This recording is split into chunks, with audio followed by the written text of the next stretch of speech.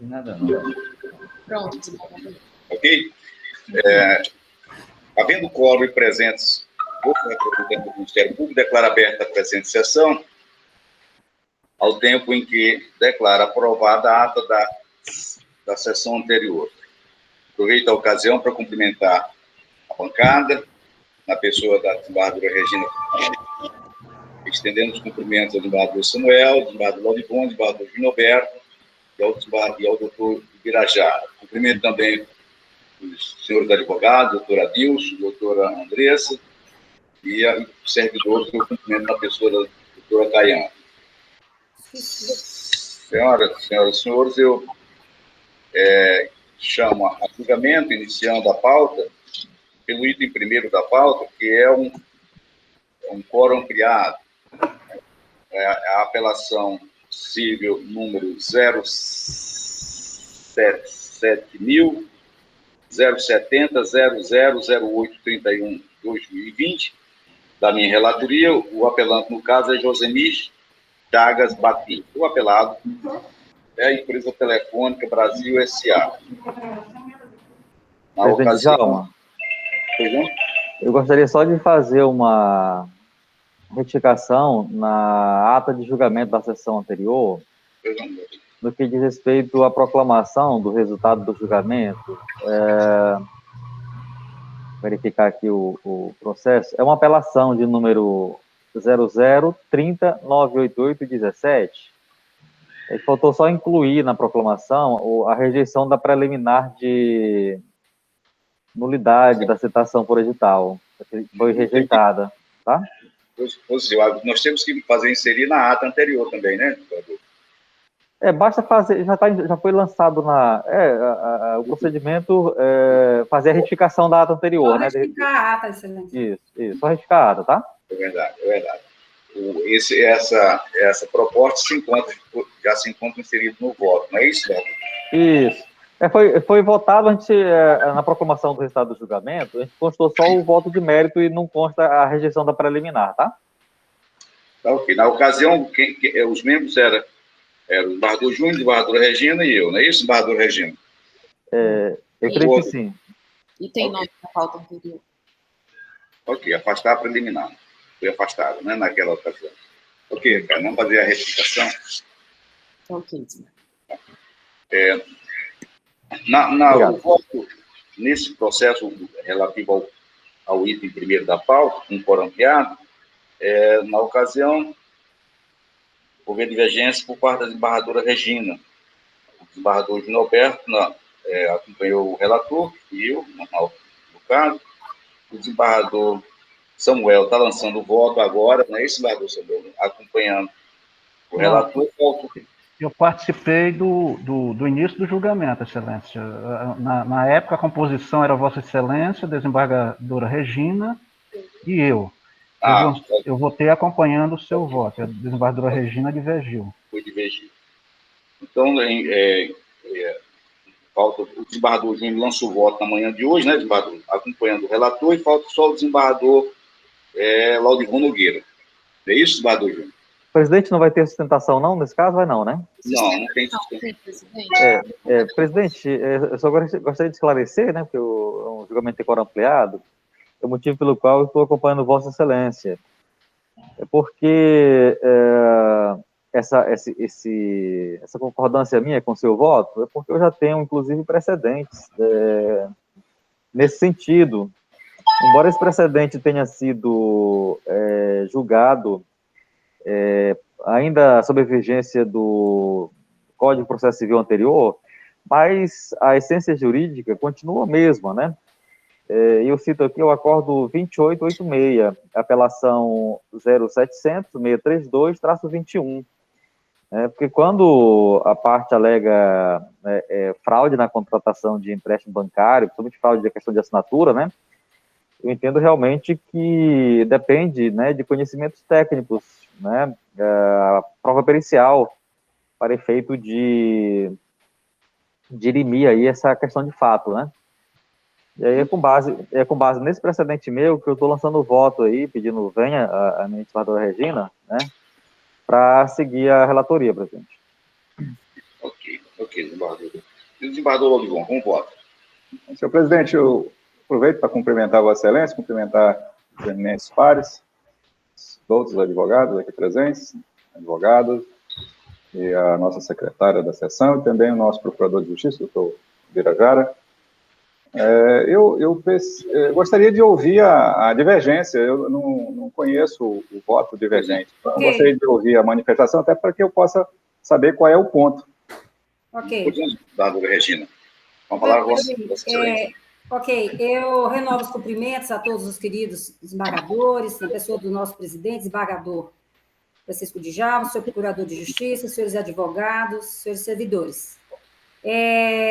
Com todas as vênias, né, eu entendo que a prova pericial, o pedido dela se mostra precluso. Por quê? Na peça de contestação, a réu apelada apresentou o instrumento contratual pela qual houve a contratação dos serviços de telefonia, supostamente assinado pelo próprio autor ora apelante. Pois bem, além disso, a demandada era recorrida juntou aos autos os relatórios pormenorizados das chamadas originadas da linha objeto do contrato, cujo período abrange os da faturas mensais inadimplidas e os que resultaram na negativação do nome da recorrente. Pois bem, por outro lado, o ora apelante não ofereceu impugnação específica, esse é um ponto, não ofereceu impugnação específica aos fatos articulados na petição de resposta, quando da apresentação da réplica. Está as páginas 152 e 162.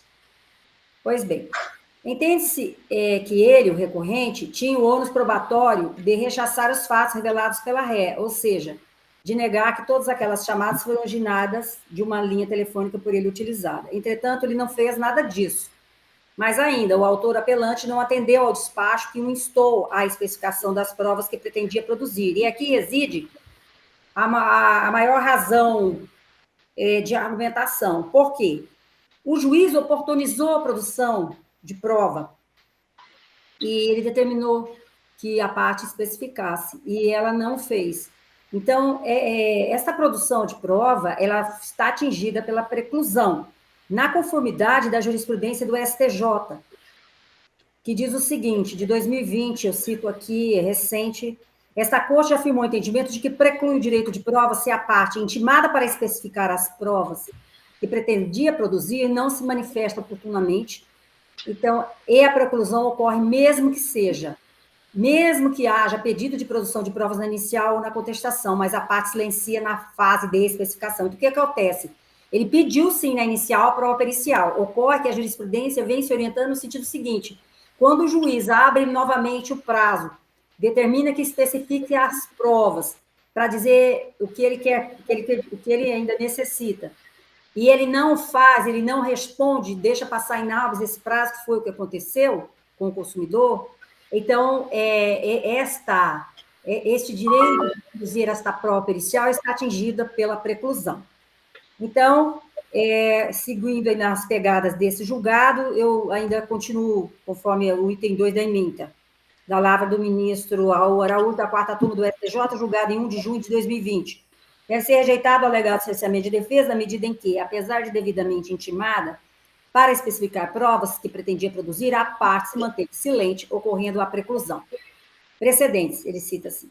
Então, portudo, entendo com máxima vênia, com todo respeito aos nobres colegas, a conclusão é de que o julgamento antecipado foi levado a efeito de modo correto, ainda que desde a inicial já houvesse pedido de produção de prova grafotécnica.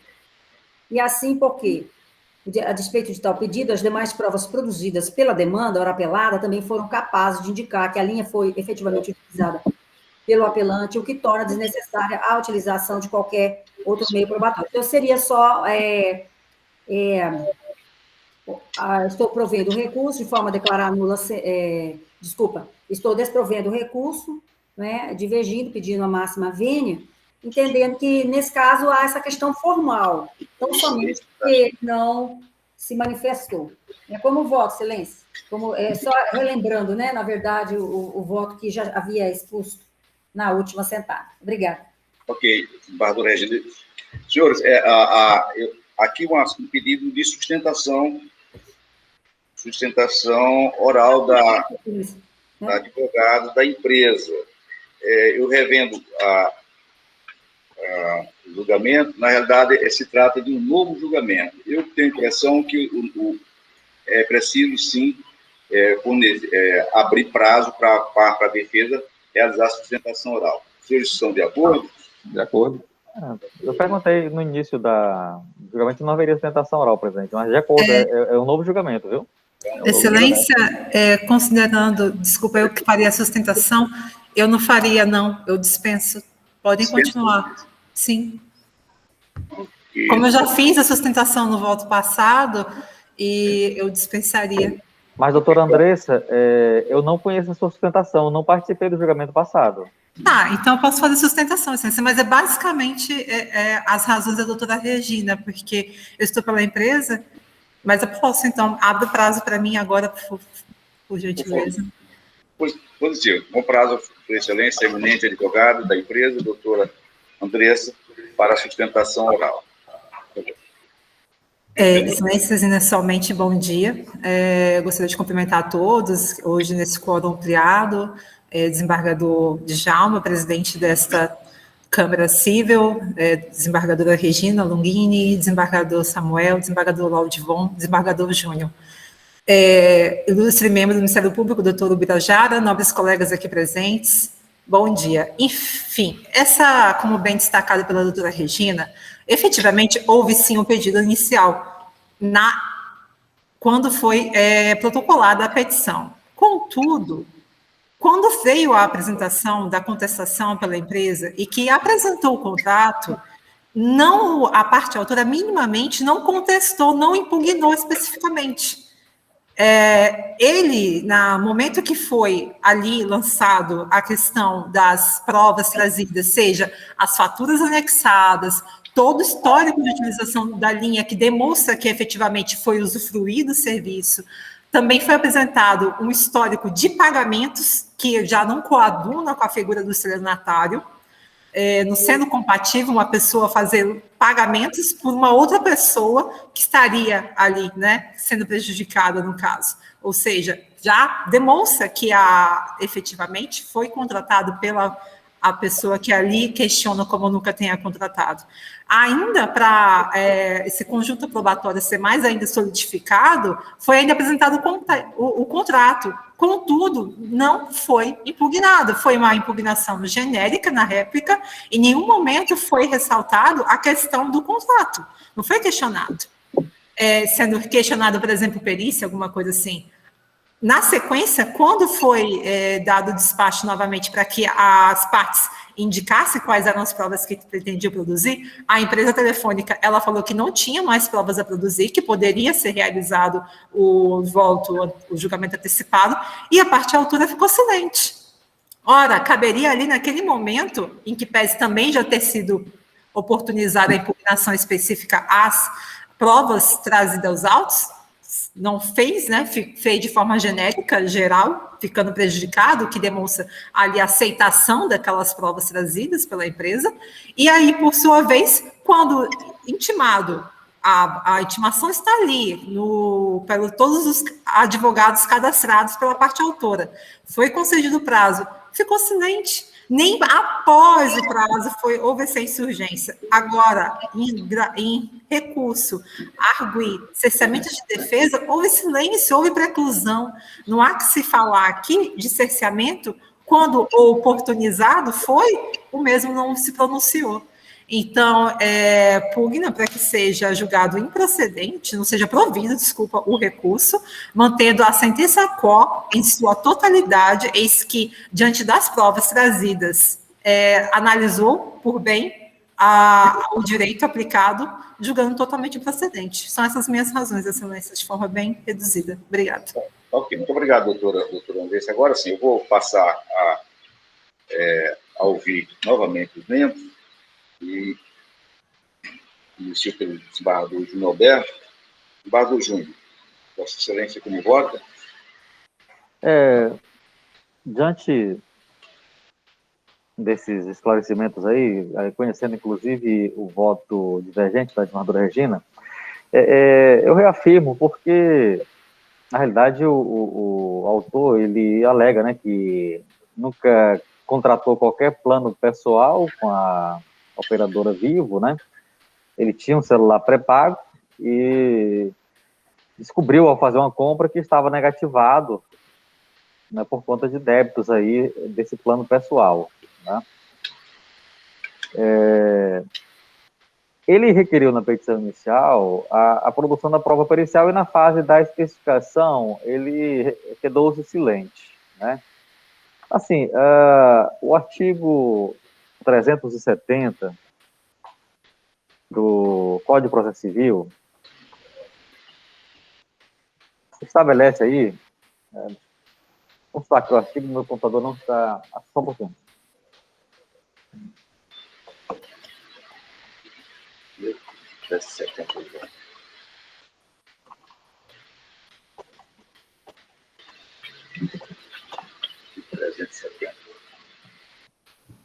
É 370.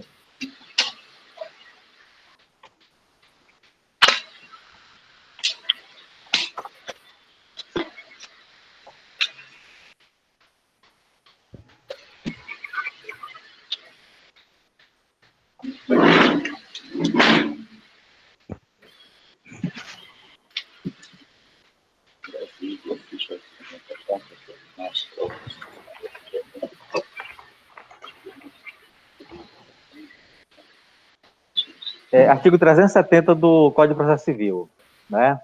Diz o seguinte: caberá ao juiz, de ofício ou requerimento da parte, determinar as provas necessárias para o julgamento da lide, né?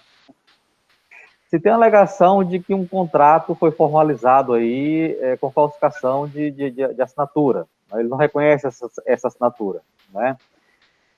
Diante dessa busca da verdade real, né, eu entendo que caberá ao magistrado, né, privilegiando aí a questão do julgamento de mérito, né, determinar as provas necessárias, né, para o deslinde da controvérsia, né. Muitas vezes, até por uma deficiente atuação do advogado, né, que não acompanha o processo, que não faz a defesa técnica ali com muito aprofundamento do seu cliente, né, a parte termina sendo prejudicada, né, termina sendo prejudicada por uma situação aí de que o advogado foi diligente ao pedir a prova pericial, mas na fase da especificação de provas, né, silenciou, né. Assim, de uma vez que foi determinada, foi requerida na inicial a produção da prova pericial, eu entendo que dentro dessa conduta proativa do magistrado como destinatário das provas, né, cabe a ele determinar, né, as provas necessárias para o julgamento, para o esclarecimento da controvérsia, no termo do artigo 370 do Código de Processo Civil, né? E assim, a gente prejudicar a parte por conta de uma questão formalística, né? Às vezes por uma falta de uma atenção, de uma diligência do seu advogado, né? Naquele prazo de especificação, formalizar, né? Reiterar aquele pedido que já foi constante da petição inicial, né? Eu entendo que isso compromete, né, a ampla distribuição da justiça, né? Então, assim, eu estou pedindo vênia à eminente vereadora Regina, né, para acompanhar o voto do eminente relator, né, no sentido de oportunizar essa produção dessa prova pericial em relação ao contrato, né, e fazer um novo julgamento com base nas conclusões que forem apresentadas pela prova pericial. Eu acompanho o voto do relator. Ok. Desembargadora Regina? Tem um desembargador Samuel também, né? Tá. Mas a desembargadora Regina mantém a sua posição, não é isso, desembargadora Regina? Ok. Desembargador Samuel? Cumprimento Vossa Excelência, senhor presidente, cumprimento os colegas desembargadora Regina, desembargador Júnior, desembargador Laudivon, procurador de Justiça Birajara, os advogados, Cumprimento a advogada Andressa pela sustentação feita, a servidora Caiana. Eu, da mesma forma que na assentada passada, senhor presidente, eu reafirmo meu voto para acompanhar Vossa Excelência. Desembargador Samuel, desembargador Laurivan Nogueira. Eu renovo os cumprimentos, senhor presidente.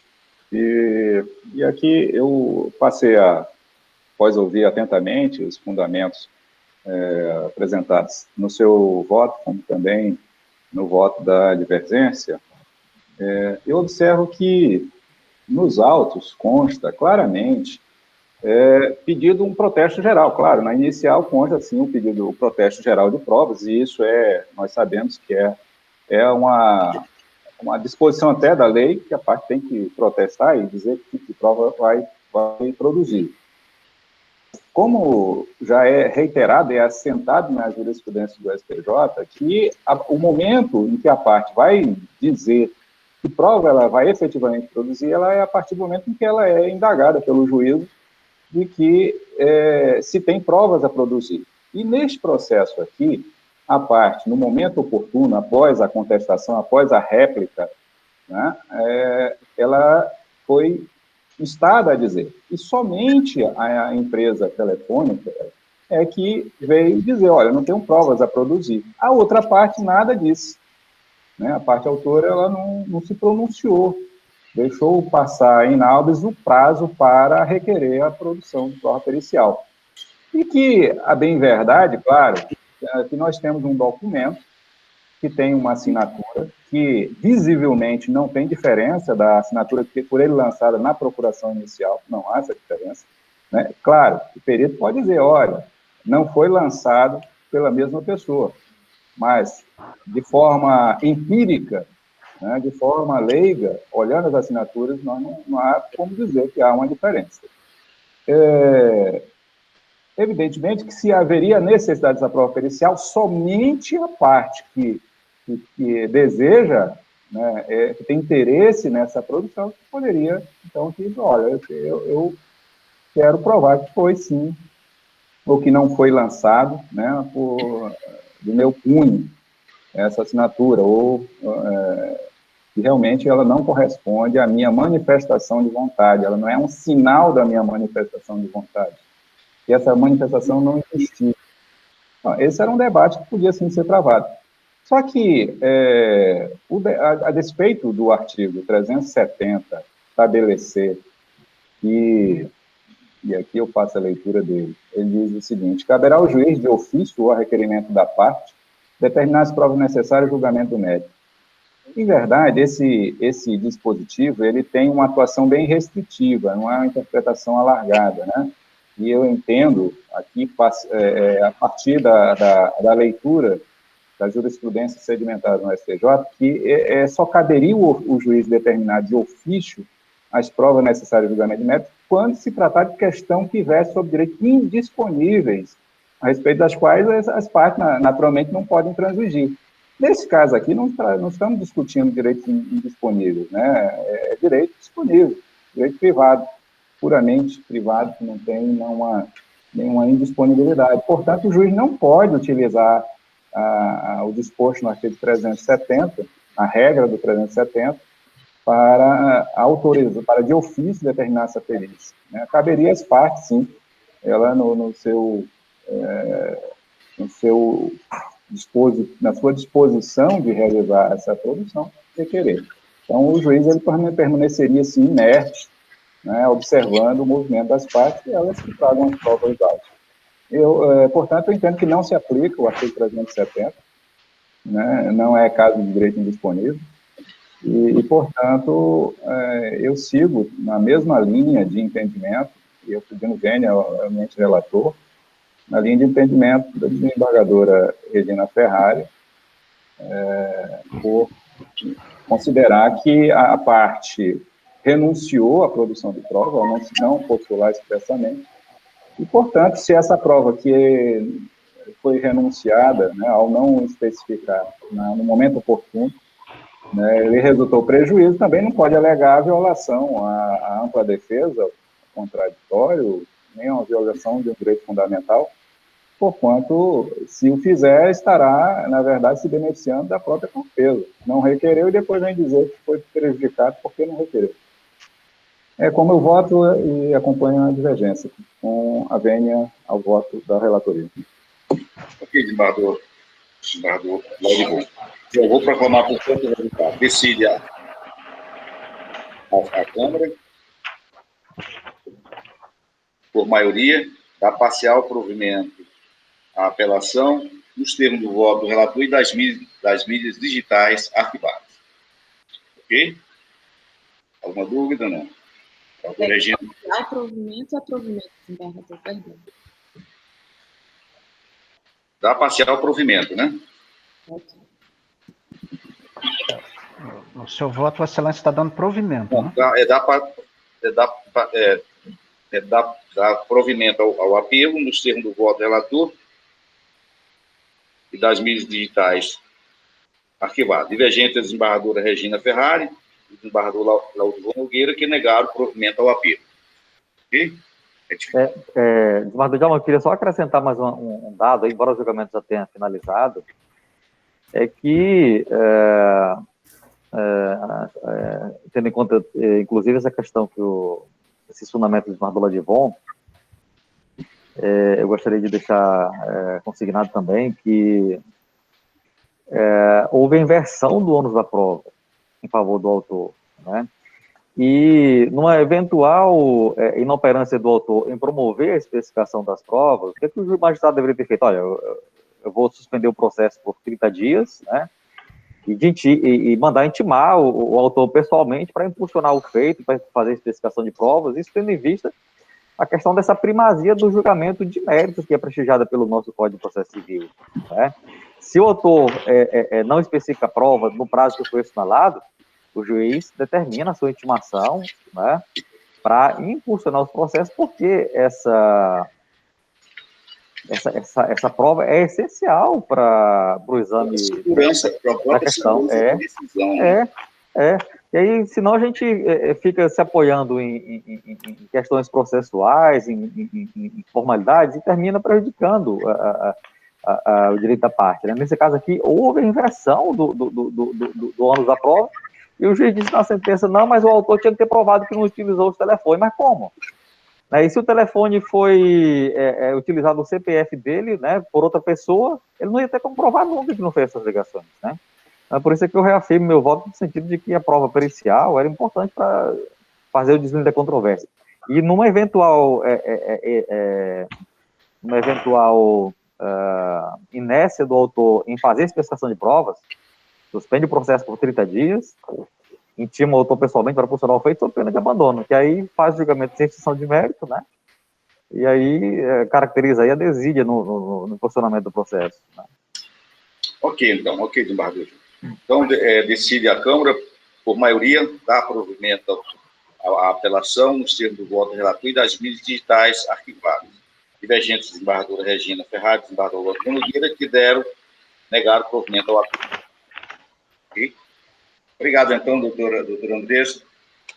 Tem mais. Nós temos aqui um outro processo no qual o desembargador Samuel irá participar. Eu passaria a presidência da desembargadora Regina, tá certo? Dado o meu impedimento, e, na sequência, após o julgamento, retornaria para dar continuidade à sessão. Tá certo, desembargador Laurigon Nogueira? Vossa Excelência, embora também seja convidado,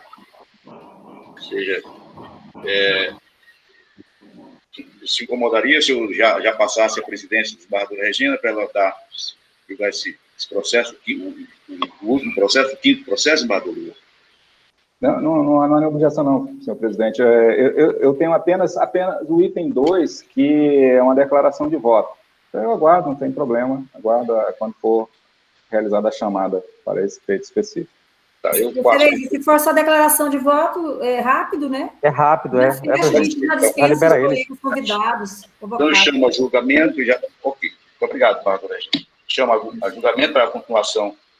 Julgamento, o item 2 da pauta, a apelação civil 070 5820 254 2020, da relatoria da eminente desembargadora Regina Ferrari. O apelante, no caso, é Maria Tereza Lourenção Pérez Pereira, o apelado Luiz Saraiva Corrêa. No julgamento anterior, a embargadora Regina lançou voto no sentido de preliminar, houve uma preliminar de ausência de eletricidade, que foi afastado, e no mérito, Vossa Excelência, embargadora Regina, deu parcial provimento ao recurso para determinar que o patamar de 10% esse aqui, 10% deve ser de honorários, né, embargadora Regina? Eu acompanhei, na ocasião, a papeleta registra que eu acompanhei o seu voto. Acompanhei o seu voto e pediu vista, na ocasião, o desembargador Laudivon Nogueira. Portanto, se trata de continuidade de julgamento. Eu retorno, portanto, a palavra para a continuação do julgamento. Concedo a palavra ao desembargador Laudivon Nogueira. Senhor presidente, como não há, eu creio que não estão presentes os advogados, e aqui eu farei apenas a menção ao resultado. Eu estou acompanhando a eminente desembargadora Regina Ferrari, né, no sentido de dar provimento parcial ao apelo, apenas fazendo alguns acréscimos de fundamentação, e eu peço para a juntada da minha declaração de voto nos autos. Excelência, está, portanto, acompanhando a eminente relatora, é isso? Isso. Declaração, portanto, declaração de julgamento. Decide a Câmara por unanimidade, decide a Câmara por unanimidade, negar provimento ao apelo nos termos do voto da relatora e das mídias digitais arquivadas. O embargador Laudivon Nogueira fez declaração de voto que será juntado ao processo. Ok? Ok. Numérico parcial provimento ao apelo, para determinar que o patamar de 10% incida sobre os proventos, o proveito econômico. Não é isso, embargadora Regina? Então, no mérito está se negando, está se dando parcial, a preliminar está sendo afastada, e no mérito está se dando parcial provimento ao apelo. Parcial provimento. Rejeição da preliminar, parcial provimento. Ok. Ao recurso. Alguma dúvida mais? Né? Senhor presidente, eu peço licença para me retirar da sala. Obrigado, então. Bom dia para o senhor. Tá, bom dia a todos e até a próxima sessão. Bom dia. Bom dia, desembargador Laudivon. Obrigado. Saúde e sorte. Tá bom, então. Obrigado. Agora sim, com a desembargadora, eu transfiro a presidência da sessão à eminente desembargadora Regina Ferrari para julgamento do item 5º da pauta. Ok? Quem irá compor, excelência, será o desembargador Júnior e o desembargador Samuel, né? Desembargador Samuel. Ok, muito obrigada. Bem, então eu anuncio para julgamento o feito de item 5 da pauta, de relatoria do desembargador Júnior Alberto, grau de instrumento número 10.007.26.21.2021.801.0000. Tem como agravante Google do Brasil Internet Limitada, advogado Fábio Rivelli, agravado Hugo Barbosa Torquato Ferreira, advogado Adilson Olímpio Costa, advogado também Vanner Rafael de Queiroz Sansão e Juliana Barbosa Torquato Ferreira. Com a palavra, o senhor relator. Senhora presidenta, eu cumprimento as novas saudações, Vossa Excelência, senador Samuel, Birajara, advogado, e demais presentes. Aqui é um recurso de agravo, né, interposto pelo Google, né, Google do Brasil, Internet Limitada, contra uma decisão que foi exarada aí em procedimento de cumprimento de sentença. Figura como agravado o magistrado Hugo Barbosa Torquato Ferreira. Excelência, Será Pois que nós podemos indagar se ele dispensa o relatório? Desembargadora, Ou não há sustentação oral nesse aqui? olha, eu estou examinando aqui o artigo 937 do Código de Processo Civil e verifico que essa hipótese, como não é tutela de urgência, é um Não processo que cabe, está em né? execução, não cabe Ok, a sustentação oral. ok, então, excelência. O voto que eu lancei é no sentido de, fazendo um resumo aqui, no sentido de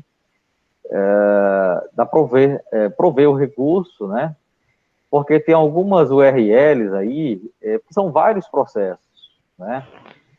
O provimento é no sentido de obstar a parte agravante seja compelida a excluir apenas 2 URLs das plataformas onde elas se encontram hospedadas por terem sido reconhecidas como lícitas e de interesse público na ação 0700-769, dígito 30, com a ressalva de que o despacho de cunho decisório recorrido fica mantido em relação à URL. Eu vou pedir, venha para dispensar a leitura, vai constar do voto, né? Então, vários símbolos e letras, enfim, por ser objeto do acórdão número 8.183, né? Porque isso aqui foi o seguinte, foi um fato envolvendo aí o magistrado e um general do Exército, né, que aconteceu lá no presídio de Cruzeiro do Sul, né? E isso teve postagens na internet, tal, comentários, tal, né?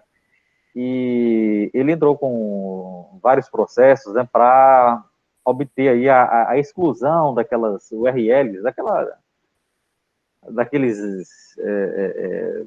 opções de busca, né, que conduziu, né, essas notícias na internet, e em alguma dessas matérias tinham comentários ali pesados em relação à pessoa do magistrado, né?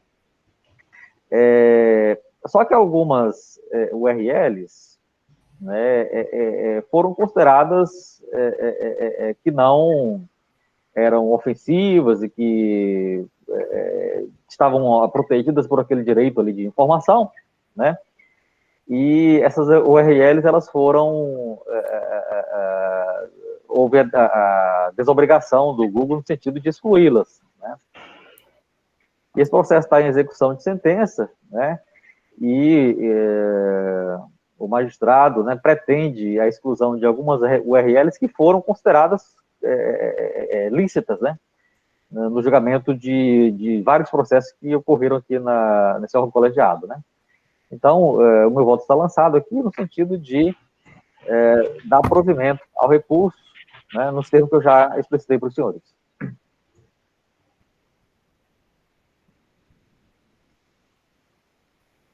Excelência, o senhor já está a concluir, então? Sim. Certo. Então, seria interessante o senhor ler a parte dispositiva, que o advogado está presente, né? Tá. Para ele entender o resumo do voto. Aqui, ó. Posto isso, dou provimento ao recurso para obstar que a parte reagravante seja compelida a excluir apenas as URLs https, www.youtube.com, watch, aí tem vários símbolos aqui, o final é DP76, são 2 URLs, né? Eu cito aqui no voto. Das plataformas onde elas se encontram hospedadas, por terem sido reconhecidas como lícitas e de interesse público na ação 0700-769-30, 2018, com a ressalva de que o despacho de cunho decisório recorrido fica mantido em relação à URL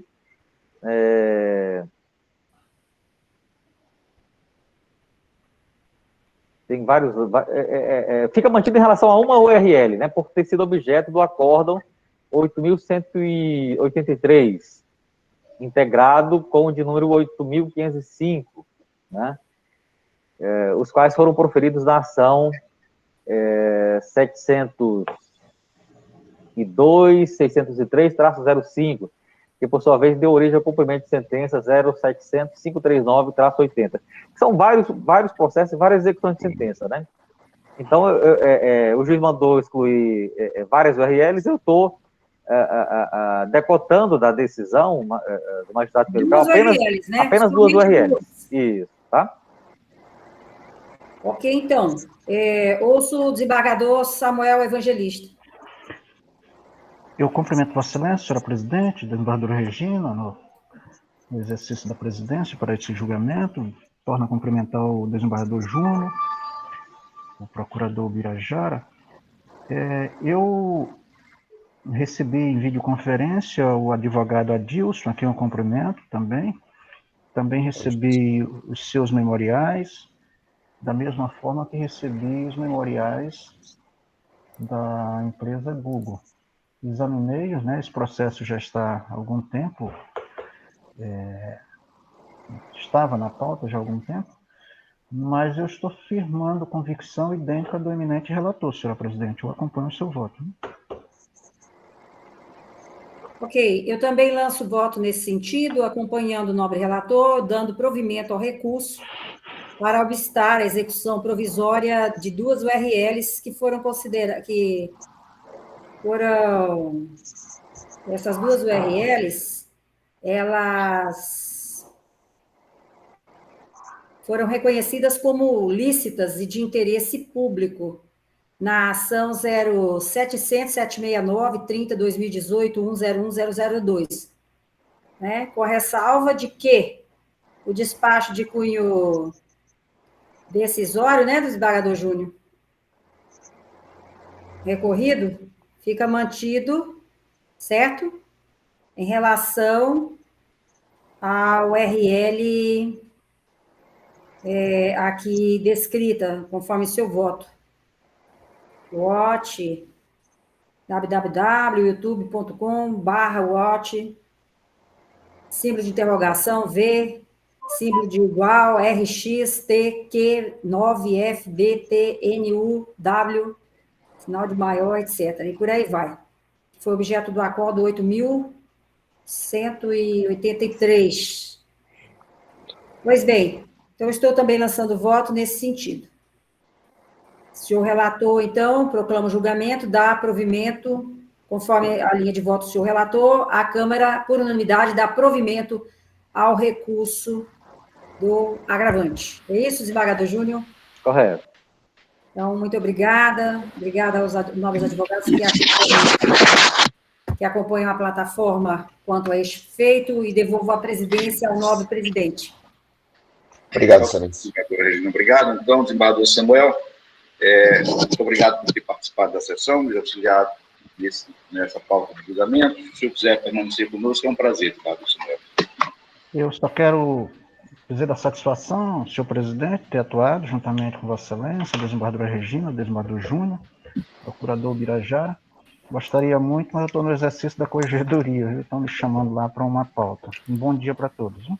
Bom dia, desembargador. Obrigado. Bom dia, obrigada. Saúde e paz. Boa semana de trabalho. Obrigado. Bom, senhoras e senhores, então, completada a nossa sessão, eu já chamo a julgamento o item terceiro da pauta, um agravo de instrumento, número 100, 2063-79-2020, da minha relatoria. O agravante aqui, no caso, é Sena Comércio de Derivados de Petróleo Limitada, o Porto em Sena, e o agravado é Antônio Acém Melo Cameli. Não há sustentação oral. Desculpa, há um pedido de sustentação oral aqui, que será realizada pelo doutor Marcos Rangel. Está presente, Caiane? Não, ele foi enviado o link, mas ele não adentrou na sala. Mas ele foi notificado? Foi. Bom, haveria sustentação oral, como disse, mas como o doutor Marcos Rangel não se apresentou para a sua sustentação, eu, portanto, lancei voto na ocasião pelo não provimento do apelo, mantendo a decisão que determinou a suspensão da demanda principal naquela ocasião. Eu estou lançando o voto nesse sentido. Eu estou vendo aqui que já o desembargador Júnior Alberto já acompanhou, e falta o voto da desembargadora Regina. Como voto, Vossa Excelência, desembargadora Regina? Desculpe, qual item? É o item terceiro, desembargadora. Muito bom. O item terceiro. Tá, só um momento, por favor, que o meu site fechou, tá? Por favor, aguarde só um instantinho. Terceiro, né, Excelência? Uhum. O terceiro eu acompanho Vossa Excelência. Pelo não provimento do agravo do instrumento dos termos, mantendo-se em causa na decisão de juiz da Vara Civil da Comarca de Sena Madureira. É isso. Proclamação de resultado. Decide a Câmara, por unanimidade, negar provimento ao agravo nos termos do voto relator e das mídias digitais arquivadas. Ok? Guardou Júnior. Ok? O item 4 e último. Okay. O item 4 e último é uma apelação civil, número 0700, aliás, 07.097-73/2019, da minha relatoria. O apelante, no caso, é o Banco BMG S.A. e o apelado aqui é Raimundo Ferreira Lima. Há um pedido de sustentação que será realizado pelo doutor Leonardo e o indago da doutora Caiana. O doutor Leonardo se encontra presente? Está presente. Ok. Pode ser. Bom dia, doutor Leonardo. Havendo sustentação, eu indago o doutor Leonardo. Se Vossa Excelência dispensa a leitura do relatório, deseja que eu faça? Dispensa, Excelência. Ok. Obrigado, doutor Leonardo. Portanto, Vossa Excelência terá o prazo regimental de 15 minutos para a sua sustentação. Excelentíssimo senhor desembargador relator, doutor Djalma, excelentíssimo senhor desembargador João Alberto, excelentíssima senhora desembargadora Regina, ilustre procurador Birajara, serventuário da Justiça. Esse processo trata-se de um empréstimo não requerido pela autora. A autora, uma senhora, hoje com mais de 70 anos de idade, já tinha empréstimos, né? E com esse desconto, salvo engano, mais de R$300, foi 10 mil e poucos reais à época, influenciou muito na subsistência, tendo que a autora ficou necessitando de ajuda dos seus filhos e de familiares. O banco juntou um contrato, supostamente assinado pela autora, só que a autora é analfabeta. Aí foi requerido pelo juiz Lacor a cópia da identidade. A autora tinha 2 cópias de identidades, uma feita há mais de 20 anos e outra feita há mais ou menos uns 10 anos. Nessa antiga de 20 anos atrás, mais de 20 anos, tinha a assinatura dela, só do nome. Já nessa identidade mais atual, já não tinha mais assinatura, que ela não consegue mais assinar. Além de que ela é analfabeta. Ela conseguia assinar o nome quando era mais nova. Então, Excelência, o juiz Lacor condenou o Banco BMG no importe de R$20 mil a título de danos morais. Eles recorreram,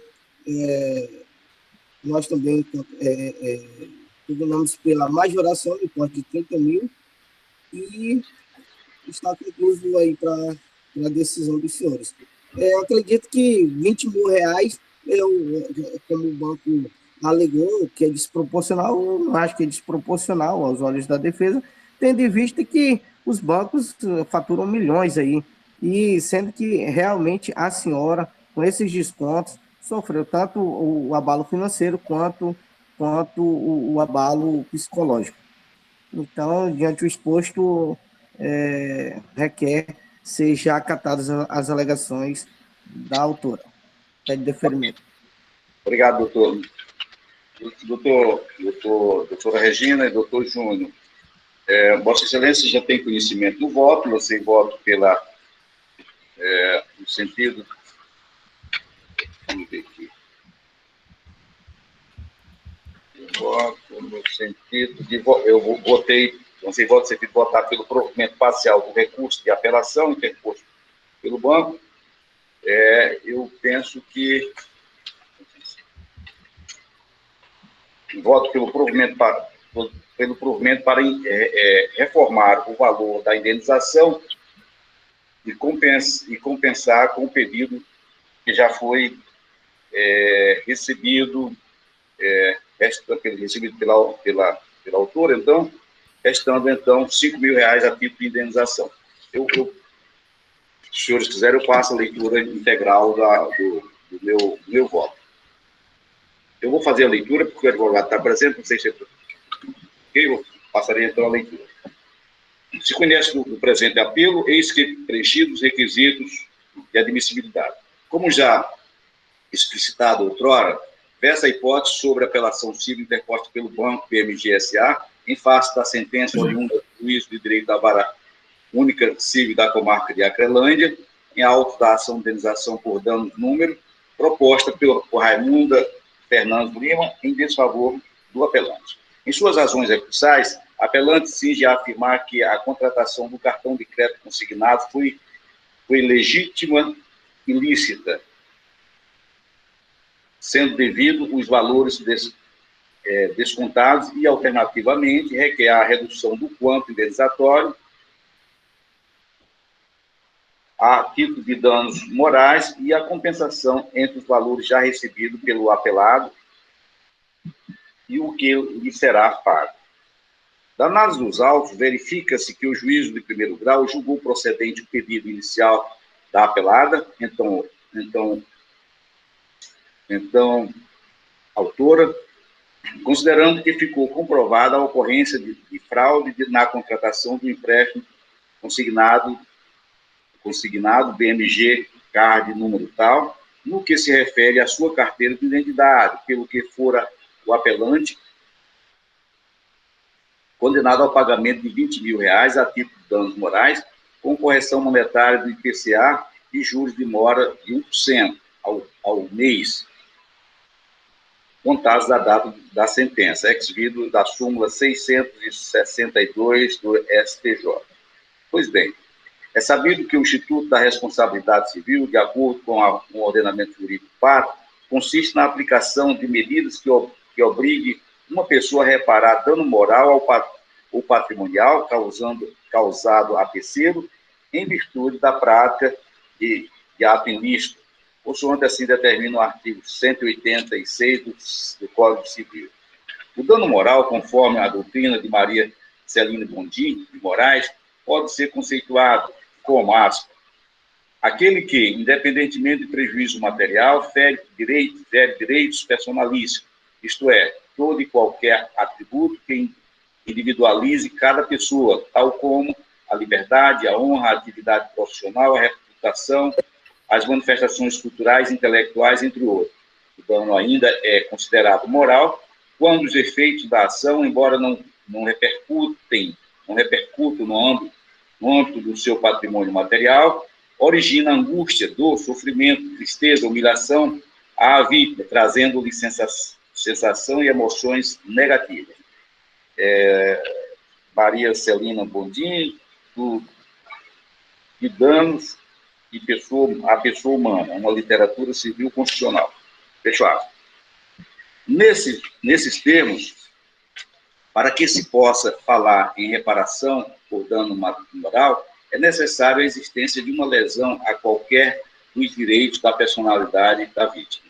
No caso concreto, em que pese o Banco BMG S.A. negar que não agiu de forma ilícita, estou evidenciado nos autos que o documento de identidade da apelada, onde consta a assinatura do seu nome, então apresentado pelo apelante, não confere com o documento original trazido em audiência e com as informações prestadas pelo Instituto de Identificação, porquanto consta que a apelada está impossibilitada de assinar. O que se quer dizer com isso é que houve, em verdade, fraude quando da contratação do empréstimo consignado pelo BMG, resultando em ato ilícito passivo de indenização por dano moral. Nesse sentido, eu lanço mão da farta jurisprudência, que eu vou deixar de ler, que está firmado no voto. Abro aspas e fecho aspas. Da leitura e da interpretação das emendas jurisprudenciais acima transcrito, que eu deixei de ler, depreende-se que, em havendo a falha na prestação do serviço e não tendo o banco apelante demonstrado a ocorrência de qualquer das hipóteses de exclusão da responsabilidade prevista da responsabilidade previsto no artigo 14, parágrafo 3º do Código de Defesa do Consumidor, não há como se afastar a sua obrigação de reparar o prejuízo moral causado à apelante. Pela sorte, tem o apelante, no que se refere à revisão do quanto indenizatório de 20 mil reais definido pelo juiz de primeiro grau e a sua compensação, na medida em que se encontra desproporcional à extensão do dano sofrido. Sobre esse assunto, tem-se que o Colégio Superior Tribunal de Justiça vem entendendo que o método mais adequado para o arbitramento razoável de indenização deve considerar dois elementos principais: os precedentes em relação ao mesmo tema e as características do caso concreto. Na primeira fase, o julgador deve analisar a jurisprudência sobre o evento danoso e identificar quais são os valores usualmente arbitrados para o mesmo grupo de casos, para que não ocorra enriquecimento de uma parte em detrimento da outra, bem como para que o valor arbitrado não seja irrisório. Na segunda fase, o julgador, em atenção ao artigo 944 do Código Civil, medirá a indenização analisando as peculiaridades do caso concreto, ou seja, a culpa do ofensor, as condições sociais e a situação econômica das partes, a extensão do dano e sua repercussão, atendendo para o caráter compensatório, punitivo e pedagógico da indenização. Acerca desse assunto, a jurisprudência afirma o entendimento seguinte, aspas, o método bifásico, comparando para a aferição da indenização por danos morais, tem as exigências de arbitramento equitativo, pois, além de minimizar eventuais arbitrariedades, evitando a adoção de critérios unicamente subjetivos pelo julgador, a tarifação do dano, trazendo um ponto de equilíbrio pelo qual se consegue alcançar razoável correspondência entre o valor da indenização e o interesse jurídico lesado, bem como estabelecer montante que melhor corresponda às peculiaridades do caso. Na primeira fase, o valor básico ou inicial da indenização é arbitrado tendo-se em conta o interesse jurídico lesado, em conformidade com os precedentes jurisprudenciais acerca da matéria. Na segunda fase, ajusta-se o valor às peculiaridades do caso com base nas suas circunstâncias.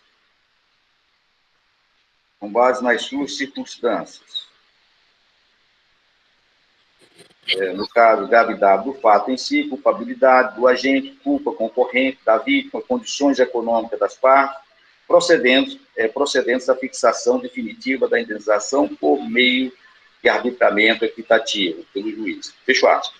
No caso em tela, analisando as peculiaridades da situação concreta, ou seja, a culpa do ofensor, as condições sociais e a situação econômica das partes, a extensão do dano e sua repercussão, atendendo para o caráter compensatório, punitivo e pedagógico da indenização, bem como os parâmetros adotados por esta Câmara e pelo Superior Tribunal de Justiça para demandas similares, entendo esta relatoria que a indenização arbitrada no valor de 20 mil reais se mostra desproporcional para compensar a apelada pelos danos morais sofridos, bem como se revela exacerbada em relação à média do que vem sendo usualmente aplicado pelo Superior Tribunal de Justiça e por esta Corte.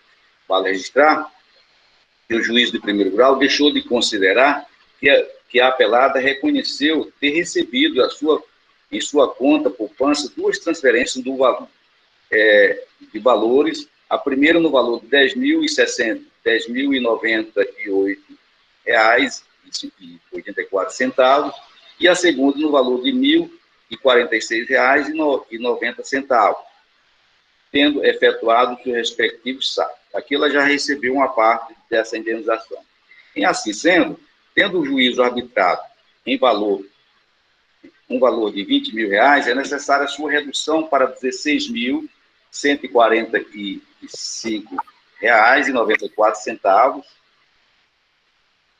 94 centavos. A título de compensação,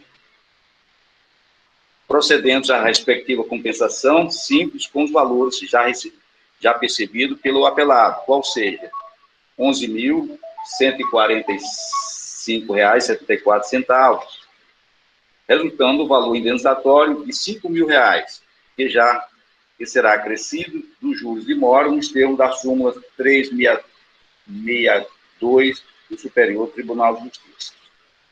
Sobre essa matéria, eu trago novamente a jurisprudência que, em linhas gerais, determina: diante do exposto, dou provimento ao recurso especial para determinar a restituição de valores indevidamente retidos e condenar o réu a pagar, a título de dano moral à vítima, o valor de R$ 5.000, que esse é o valor, é a linha de impedimento do STJ. Mais juros de moras a partir da citação e correção monetária a contar dessa data. Fecho aspas. Também eu trago aqui a efeito uma decisão desta Corte, palavra da embargadora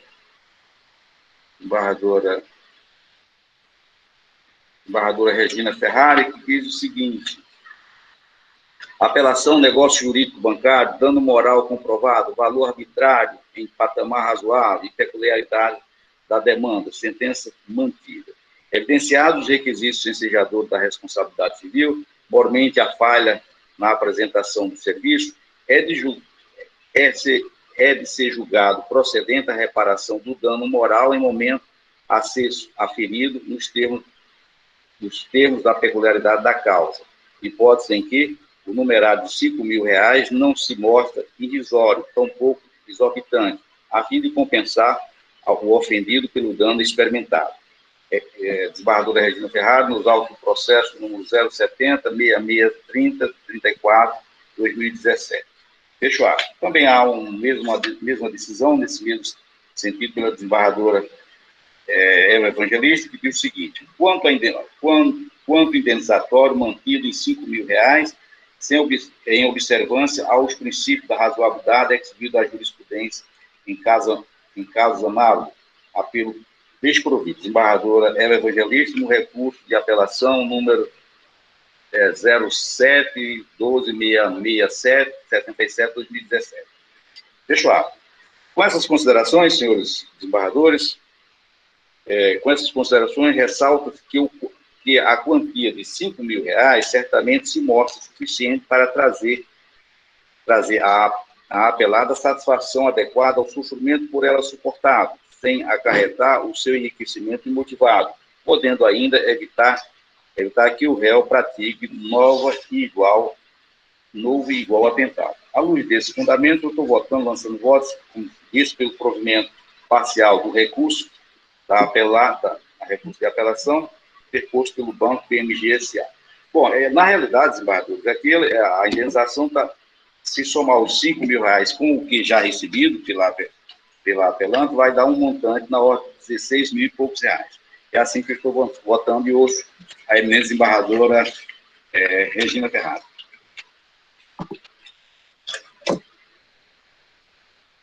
Excelência, eu renovo os cumprimentos, inclusive ao nobre advogado, que fez a brilhante exposição oral em favor do seu cliente. Eu vou acompanhar integralmente Vossa Excelência. Ok, desembargadora Regina, desembargador Gilberto. Senhor presidente, eu também estou de acordo com o seu voto. Eu só gostaria de ressaltar que ela não pediu aqui a questão do cancelamento, né, do empréstimo, né? Pediu só danos morais, ela não acumulou, né? Mas ela pode buscar isso aí em outra ação própria, né? Mas eu estou de acordo com o seu voto. Ok. Proclamação do resultado. Decide a Câmara, por unanimidade,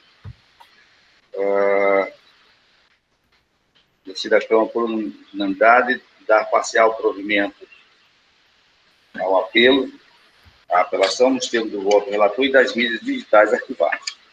Bom, senhores, não havendo mais processo, eu cumprimento a todos e concedo a palavra a quem dela queira fazer uso. Cumprimentando o doutor Birajara, doutor Leandro Belmonte,